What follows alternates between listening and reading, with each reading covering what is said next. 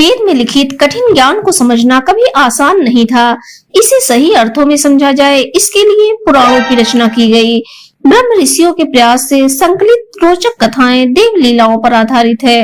इन्हीं देव कथाओं के संकलन को वास्तव में पुराण कहा जाता है। कथाओं के माध्यम से वेद के ज्ञान की जानकारियां देने की प्रथा चली और कालांतर में पुराणों के माध्यम से ज्ञान के सार तत्व को समझना कुछ आसान हो गया। वास्तव में पुराण ज्ञान युक्त कहानियों का एक विशाल संग्रह है। पुराणों को वर्तमान में रचित विज्ञान कथाओं की जैसा ही समझा जा सकता है। 18 पुराणों का संकलन महर्षि वेद व्यास जी ने किया है। आइए संक्षिप्त में जानते हैं इन 18 पुराणों के बारे में। सबसे पहला आता है ब्रह्म पुराण। पुराणों की दी गई सूची में इस पुराण को प्रथम स्थान पर रखा जाता है।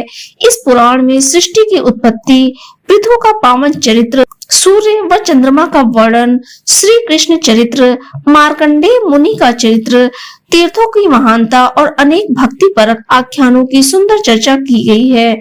भगवान श्री कृष्ण की ब्रह्म रूप में विस्तृत व्याख्या होने के कारण यह ब्रह्म पुराण के नाम से प्रसिद्ध है। संपूर्ण ब्रह्म पुराण में 246 अध्याय हैं और इसकी श्लोक संख्या लगभग 10,000 है। इस पुराण की कथा लोमहर्षण सूत जी और शौनक ऋषियों के संवाद के माध्यम से वर्णित है। दूसरा है मार्कंडेय पुराण। मार्कंडेय पुराण प्राचीनतम पुराणों में से एक है।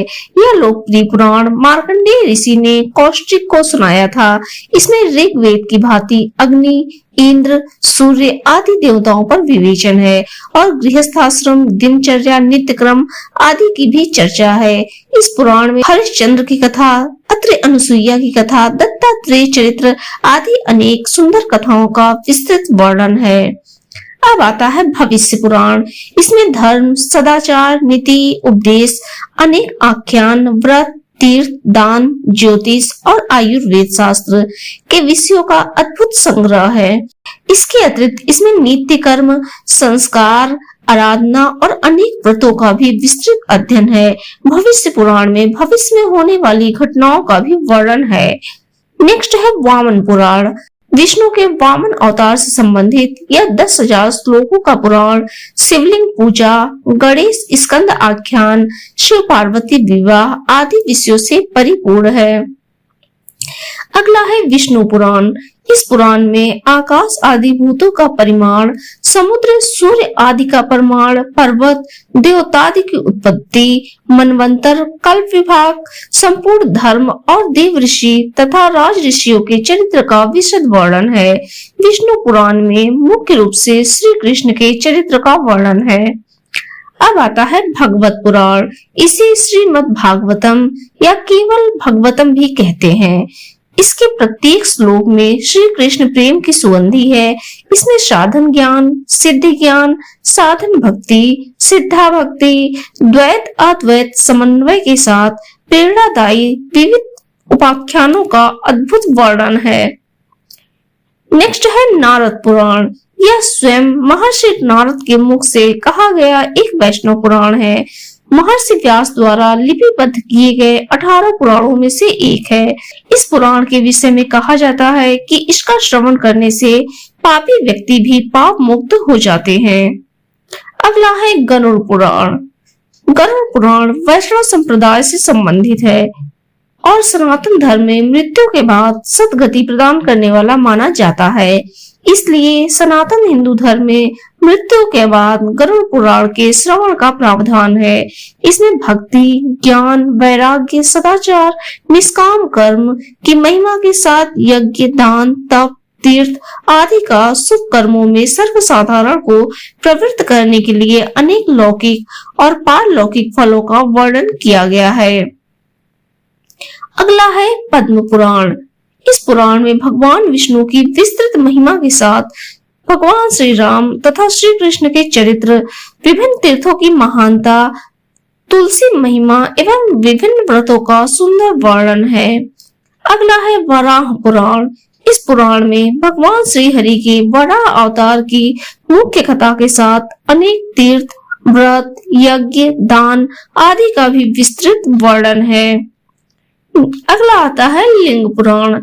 भगवान शिव के ज्योतिर्लिंगों की कथा, ईशान कल्प के वृत्तांत, सर विसर्ग आदि 10 लक्षणों से सहित वर्णित है।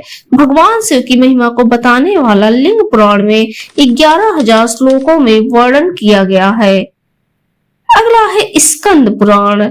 इसमें बद्रिकाश्रम, अयोध्या, जगन्नाथपुरी, रामेश्वरम, कन्याकुमारी, द्वारका, काशी, कांची आदि तीर्थों की महिमा, गंगा, नर्मदा, यमुना, सरस्वती आदि नदियों के उद्गम की मनोरथ कथाएं, रामायण, भगवत आदि ग्रंथों का महानता, विभिन्न महीनों के व्रत पर्व की महानता, शिवरात्रि, सत्यनारायण आदि व्रत कथाएं अत्यंत रोचक शैली में प्रस्तुत की गई है। अगला है अग्नि पुराण। अनेक विद्वानों ने विषय वस्तु के आधार पर इसे भारतीय संस्कृति का विश्व कोश कहा गया है। अग्नि पुराण में त्रिदेवों ब्रह्मा, विष्णु, शिव तथा सूर्य की पूजा उपासना का वर्णन किया गया है। इसमें परा अपरा विद्याओं का वर्णन, महाभारत के सभी पर्वों की संक्षिप्त कथा, रामायण की संक्षिप्त कथा, मत्स्य, कूर्म आदि अवतारों की कथाएं, विभिन्न देवताओं के मंत्र आदि अनेक उपयोगी विषयों का अत्यंत सुंदर प्रतिपादन किया गया है। मत्स्य पुराण। इस पुराण में भगवान श्री हरि के मत्स्य अवतार की मुख्य कथा के साथ अनेक तीर्थ, व्रत, यज्ञ, दान आदि का सुंदर और विस्तृत वर्णन किया गया है।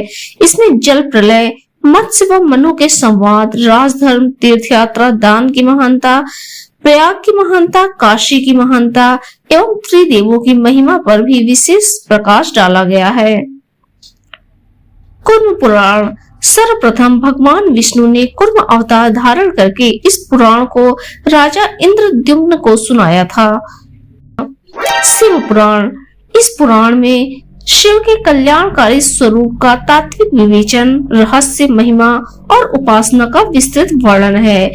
शिव महिमा, लीला कथाओं के अतिरिक्त इसमें पूजा पद्धति, अनेक ज्ञानप्रद आख्यान और शिक्षाप्रद कथाओं का सुंदर संयोजन है।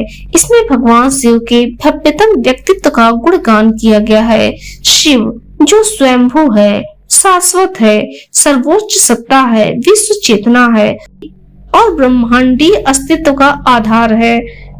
इसमें भगवान शिव के विविध रूपों, अवतारों, ज्योतिर्लिंगों, भक्तों और भक्ति का विशद वर्णन किया गया है। ब्रह्मांड पुराण। इस 12,000 श्लोकों के पुराण में विश्व का पौराणिक भूगोल, विश्व भूगोल, आध्यात्म, रामायण आदि विषय है। ब्रह्म वैवर्त पुराण। इसमें भगवान श्री कृष्ण की लीलाओं का विस्तृत वर्णन, अनेक भक्ति पर आख्यानों एवं स्रोतों का भी अद्भुत संग्रह है। इस पुराण में 4 खंड है, ब्रह्म खंड, प्रकृति खंड, श्री कृष्ण जन्म खंड और गणेश खंड। इन चारों खंडों से युक्त यह पुराण 18,000 श्लोकों का बताया गया है। इस पुराण में श्री कृष्ण को ही प्रभु इष्ट मानकर उन्हें सृष्टि का कारण बताया गया है। दोस्तों, आप इनमें से कौन से पुराण को विस्तार पूर्वक पढ़ना चाहते हैं? कमेंट बॉक्स में जरूर बताइएगा।